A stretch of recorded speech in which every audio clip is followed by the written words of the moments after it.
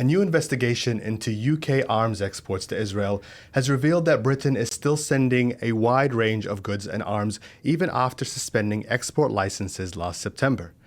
Data from the Israeli Tax Authority shows that more than 8,000 separate munitions have been sent from the UK to Israel as recently as March. The munitions fall under a category labeled bombs, grenades, torpedoes, mines, missiles, and small munitions of war, though the details of the exports is uncertain. What it does include are parts for F-35 fighter jets used by Israel's army to conduct airstrikes across Gaza and Lebanon. The report was released by three campaign groups: the Palestinian Youth Movement, Workers for a Free Palestine, and Progressive International, and seems to contradict what the UK government said last year when it suspended 30 export licenses to Israel. That it was largely defensive and civilian technology and not used in violations of international law. The UK Foreign Office told The Guardian that the F-35 program was the exception because of its strategic role in NATO and wider implications for international peace and security. On Wednesday, 24 members of Parliament signed a letter urging the UK Foreign Secretary to disclose the details of all arms exports to Israel and immediately halt them. Leicester South Independent MP Shaukat Adam asked Prime Minister Keir Starmer yesterday whether he would take action.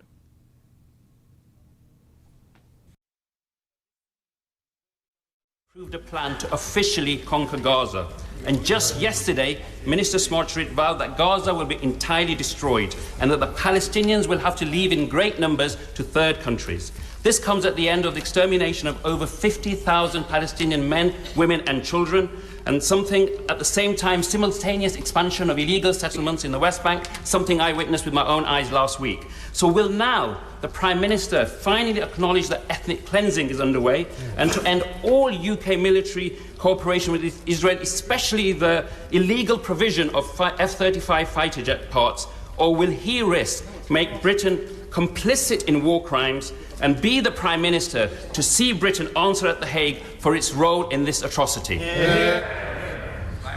Well, Mr. Speaker, most of what he says is simply not right. But can I address? I do want to address the position in Gaza and the West Bank, because it is increasingly intolerable, and I am deeply concerned, particularly with the lack of aid that is getting in and the impact it's having on tens of thousands, hundreds of thousands of individuals.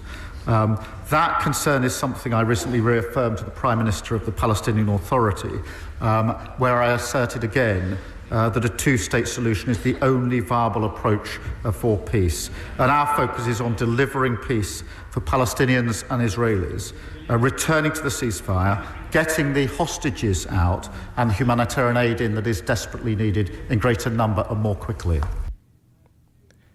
Labour MP and member of the UK Foreign Affairs Select Committee, Uma Cameron, also asked Foreign Office Minister Hamish Falconer why Israel had not yet been sanctioned by the UK. Blockade is an aid blockade. Annexation is annexation. War crimes are war crimes. Israel may be our formal ally, but this weekend the Israeli government has committed to the seizure and occupation of the Gaza Strip, something which this government has repeatedly stated as violation of international law.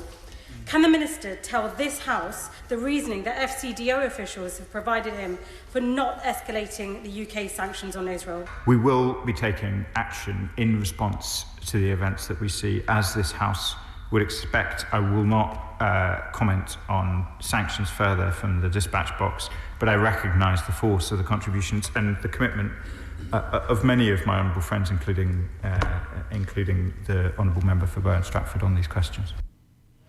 And perhaps most surprisingly this week, more than a dozen senior Conservative MPs and members of the House of Lords broke ranks to call on the government to recognise a Palestinian state. In a letter originally written back in March, the MPs said that, quote, recognition should not be treated as a distant bargaining chip, but as a necessary step to reinforce international law and diplomacy.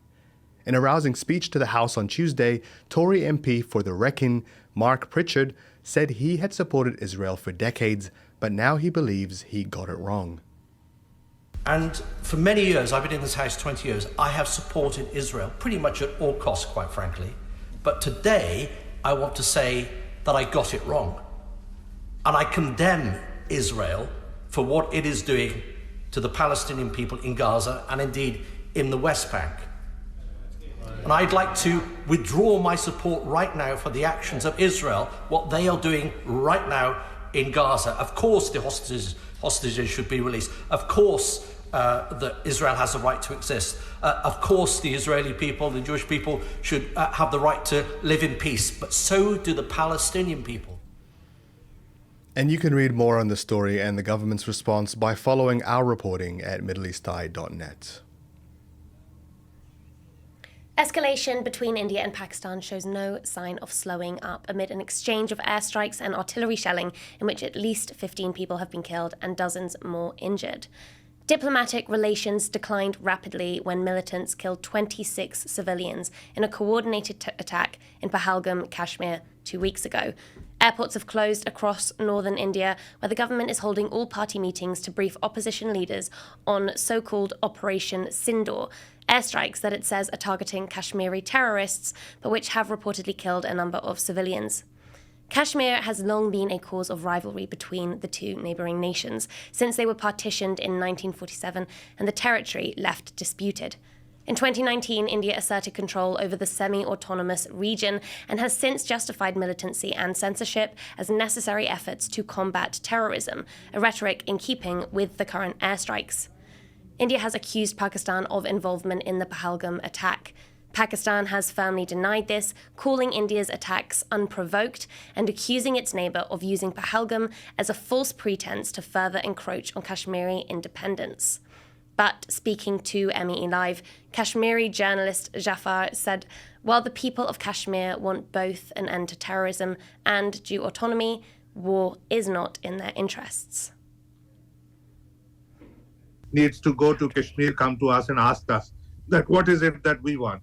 So there is a broader consensus across Kashmir Valley, because Kashmir Valley is also divided across different social spectrums. There are Hindu people, there are Muslim people, there are people divided across political ideologies.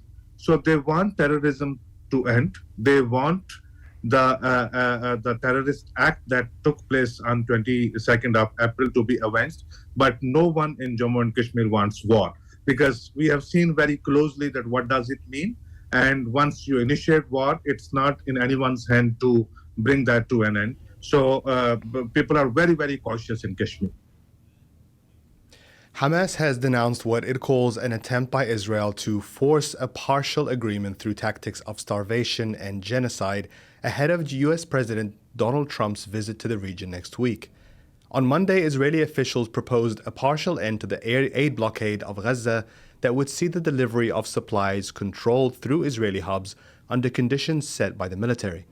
UN aid teams swiftly rejected what they called Israel's, quote, deliberate attempt to weaponize aid. Senior Hamas spokesperson Bassem Naim says Israel seeks to secure the release of Israeli captives with a few days of food and water, but without any guarantees, and stated that Hamas would only settle for a, quote, comprehensive agreement, one that includes a complete cessation of the war and a clear roadmap for the day after. It follows revelations that Israel plans to seize complete control of the Gaza Strip, displace the entire population to a small area of land, and use limited food rations to control the population in an expanded military operation it is calling Gideon's Chariots, that has been unanimously approved by Israel's Security Cabinet.